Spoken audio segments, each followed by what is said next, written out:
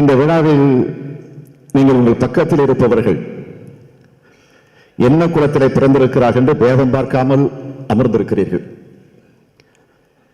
இந்த அரங்கில் மட்டுமல்ல, இந்த அரங்கை விட்டு நீங்கள் வெளியிலே சென்று பேருந்திலோ ரயிலிலோ ஷேர் ஆட்டோவிலோ பயணிக்க இருக்கிறீர்கள். அப்படி பயணிக்கிற நேரத்தில் அந்த பயணத்தில் யார் என்ன குலம் என்று பார்க்காமல் பயணிக்கிறீர்கள். உங்களுடைய சொந்த கார்களிலும் செல்லுகிறீர்கள். உடன் வரக்கூடிய நண்பர்களை எந்த குலம் என்று நீங்கள் பார்ப்பதில்லை. இதுதான் நூற்றாண்டு கால திராவிட இயக்கத்தினுடைய மாபெரும் வெற்றி என்பதை நான் இங்கே நினைவு கூற விரும்புகிறேன். இந்த வெற்றி தமிழகத்திலே மட்டுமல்ல, தென்னகத்திலே மட்டுமல்ல, ஒட்டுமொத்த இந்தியா முழுவதும் நிலைநாட்டப்பட்டிருக்கிறது. இதுதான் திராவிட இயக்கத்தினுடைய மிகப்பெரிய சாதனை. 100 ஆண்டுகளுக்கு முன்னால் தமிழகத்தினுடைய நிலை என்ன? உதாரணத்துக்கு ஒன்றை நான் குறிப்பிட விரும்புவது, வடசென்னை பகுதியில் அமைந்திருக்கக்கூடிய வால்டாக்ஸ் சாலை. அந்த வால்டாக்ஸ் சாலையில் இருக்கக்கூடிய ஒற்றவாடை அரங்கம். அந்த ஒற்றவாடை அரங்கத்தில் 1890ஆம் ஆண்டு அங்கு ஒரு நாடகம் நடத்தப்படுகிறது. இந்து வினோத சபை அமைப்பின் சார்பில் அந்த நாடகம் நடத்தப்படுகிறது. அபிராம சுந்தரி என்கிற சரித்திர நாடகம். அப்படி நடத்தப்படக்கூடிய நாடகத்திற்கு ஒரு விளம்பர பலகை வைத்திருக்கிறார்கள். அந்த விளம்பர பலகையில் இருக்கக்கூடிய ஒரு வாசகம், அதில் பஞ்சமர்களுக்கு இந்த அரங்கில் இடமில்லை என்று அதில் எழுதப்பட்டிருக்கிறது. அதாவது கட்டணம் செலுத்தினாலும் தாழ்த்தப்பட்ட சமுதாயத்தை சார்ந்த சகோதரிகள் இடம் வர முடியாத நிலை அன்றைக்கு இருந்தது. அப்படி ஒரு சாதி கொடுமை தீண்டாம அதை மாற்றிட பாடுபட்டு வெற்றி கண்ட இயக்கம் தான் நம்முடைய திராவிட இயக்கம் என்பதை யாரும் மறந்துவிட முடியாது. பஞ்சமர்களுக்கு இடம் இல்லை என்று சொன்ன அதே ஒற்றவாடை அரங்கத்தில் பஞ்சமர் உள்ளிட்ட அனைத்து சமுதாய மக்களும் பங்கேற்கக்கூடிய வகையில் பல நிகழ்ச்சிகள், பல நாடகங்களை நடத்திய இயக்கம்தான் நம்முடைய திராவிட இயக்கம் என்பதையும் இன்னும் பெருமையோடு நான் சொல்ல வேண்டும் என்று சொன்னால், 1938ஆம் ஆண்டு அதே அரங்கத்தில் பெண்கள் எல்லாம் சேர்ந்து ஒரு மாநாட்டை நடத்தினார்கள், நிகழ்ச்சி நடத்தினார்கள். அந்த நிகழ்ச்சியில தான் தந்தை பெரியார் அவர்களுக்கு பெரியார் என்ற அந்த பட்டத்தை வழங்கி சிறப்பித்திருக்கிறார்கள். திராவிட இயக்கத்தினுடைய முதல் அரசியல் இயக்கம்தான் நீதி கட்சி. அது 1916ஆம் ஆண்டு நவம்பர் 20ஆம் நாள் தொடங்கப்பட்டிருக்கிறது. ஆனால் அதற்கு முன்னரே எல்லோரும் எடுத்து சொன்னது போல் 1912ஆம் ஆண்டில் டாக்டர் நடேசனார் அவர்கள் திராவிடர் சங்கம் என்ற ஒரு அமைப்பை தொடங்கினார். அது மட்டுமல்ல, அன்றைக்கு உயர் ஜாதியை சார்ந்த மாணவர்களுக்கு கிடைத்த கல்வி வசதி மற்ற சமுதாயத்தை சார்ந்தவர்களுக்கு கிடைக்கவில்லை. சென்னையில் அவர்கள் தங்கி படிக்க விடுதிகள் கிடையாது. இதை விட கொடுமை என்னன்னு கேட்டீங்கன்னா, அங்குள்ள உணவகங்களுக்குள்ளே சென்று உட்கார்ந்து சாப்பிட முடியாது. அப்படி ஒரு கொடுமை.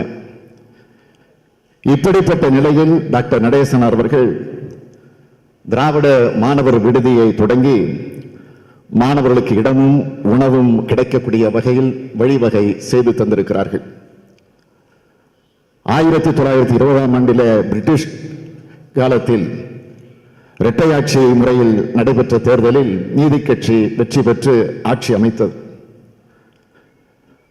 1937ஆம் ஆண்டு வரை ஆட்சி செய்த நீதி கட்சியினுடைய காலத்திலேதான் சமூக நீதிக்கு அடித்தளமாக விளங்கக்கூடிய வகுப்பு வாரி உரிமை என்கிற கம்யூனல் ஜீவோ உருவாக்கப்பட்டு அதன் மூலமாக வேலை வாய்ப்பில் இடஒதுக்கீடு வழங்கப்பட்டிருக்கிறது. தாழ்த்தப்பட்ட மக்களை இழிவான சொற்களால் அழைக்கக்கூடாது என தடை செய்து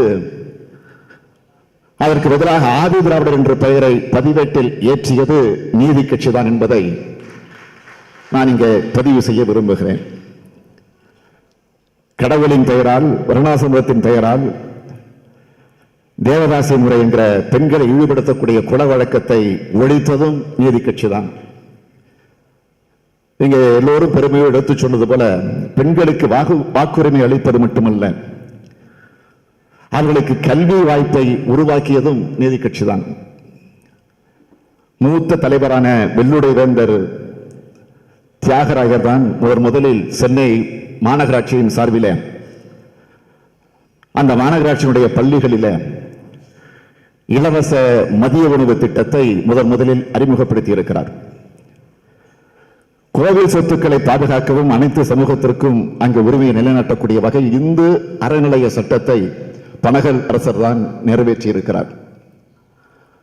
அப்போதெல்லாம் மருத்துவம் படிக்க வேண்டும் என்று சொன்னால் சமஸ்கிருதத்தை தெரிந்து வைத்திருக்க வேண்டும், அப்படி ஒரு நிபந்தனை இருந்து வந்தது. ஆனால் அந்த நிபந்தனையை தகர்த்து அனைத்து தரப்பினரும் மருத்துவம் பயிலக்கூடிய வாய்ப்பை உருவாக்கி தந்தவர் பனகல் அரசர் அவர்கள். 1937ஆம் ஆண்டு வரை நீடித்த நீதி கட்சி ஆட்சியில் சமூக நீதி சார்ந்த சட்டங்கள் மூலமாகவும் திட்டங்கள் மூலமாகவும் கல்வி, வேலை வாய்ப்பு உள்ளிட்ட அனைத்திலும் நம்முடைய உரிமைகள் மீட்கப்பட்டிருக்கின்றன. 1967ஆம் ஆண்டு அறிஞர் அண்ணா தலைமையில ஆட்சிக்கு வருகிறோம். முதல் முறையாக தமிழகத்தில் திராவிட முன்னேற்ற கழகம் அண்ணா தலைமையில் ஆட்சி பொறுப்பு இருக்கிறது. பொறுப்பேற்ற நேரத்தில் அறிஞர் அண்ணா சொன்னது என்ன தெரியுமா? 30 ஆண்டுகளுக்கு முன் இருந்த ஆட்சியை மீட்டிருக்கிறோம் என்றுதான் அறிஞர் அண்ணா அவர்கள் அன்றைக்கு குறிப்பிட்டு காட்டியிருக்கிறார்கள். ஆக சொன்னது மட்டுமல்ல, தமிழகத்தின் உரிமை மீட்பு போரையே தொடர்ந்து அண்ணா நடத்தி இருக்கிறார்கள். உதாரணத்திற்கு சொல்ல வேண்டும் என்று சொன்னால், இந்த மாநிலத்திற்கு தமிழ்நாடு என்று பெயர் சூட்டி இனத்தினுடைய பெருமையை மீட்டிருக்கிறார். இந்திய ஆதிக்கத்திற்கு முடிவு கட்டக்கூடிய வகையில் இருமொழி கொள்கையை நிலைநிறுத்தி மொழி உரிமையை மீட்டெடுத்திருக்கிறார். சுயமரியாதை திருமணத்திற்கு சட்ட அங்கீகாரம் தந்து இந்த ஆட்சியே தந்தை பெரியாருக்கு காணிக்கை என்று சொன்னவர் நம்முடைய அறிஞர் அண்ணா அவர்கள். ஆக அப்படிப்பட்ட அண்ணன் வழியில் இன்றைக்கு நம்மை வழிநடத்தி கொண்டிருக்கக்கூடிய நம்முடைய தலைவர் கலைஞர் அவர்கள் ஆட்சி பொறுப்பேற்றதற்கு பிறகுதான் மெட்ராஸ் என்பது சென்னை என்று மாற்றினார். அனைத்து தரப்பு மக்களுக்கு சமூக நீதி கிடைக்க வேண்டும் என்பதற்காக பிற்படுத்தப்பட்ட மக்களுக்கு, தாழ்த்தப்பட்ட மக்களுக்கு தனித்தனியாக அமைச்சகத்தை உருவாக்கினார். அது மட்டுமல்ல, பிற்படுத்தப்பட்டவருக்கு 30%, மிகவும் பிற்படுத்தப்பட்டவருக்கு 20%, தாழ்த்தப்பட்டவருக்கு 18%, பழங்குடியினருக்கு 1%, என 69% இடஒதுக்கீட்டிற்கு வழிவகுத்து தந்த தலைவர் தான் நம்முடைய தலைவர் கலைஞர் அவர்கள். இதுல இன்னொரு சிறப்பு என்னவென்று கேட்டால், சிறுபான்மை சமுதாயத்திற்கான இஸ்லாமியர்களுக்கு 3.5% தனி ஒதுக்கீடு, தாழ்த்தப்பட்டவர்களின் ஒரு பிரிவினராக இருக்கக்கூடிய அருந்ததி சமுதாயத்திற்கு 3% உள் ஒதுக்கீடு வழங்கி வரும் நம்முடைய தலைவர் கலைஞர் அவர்கள் தான். இந்திய பிரதமராக இருந்த மதிப்பிற்குரிய VP சிங் அவர்கள் மண்டல் கமிஷனுடைய அறிக்கையை நடைமுறைப்படுத்தி சமூக நீதி காவலர் என பட்டத்தையும் பெற்றார். அப்போது அவருக்கு துணையாக இருந்த ஒரே ஒரு மாநிலத்தினுடைய முதலமைச்சர் யார் என்று கேட்டால் அது நம்முடைய தலைவர் கலைஞர் அவர்கள் தான்.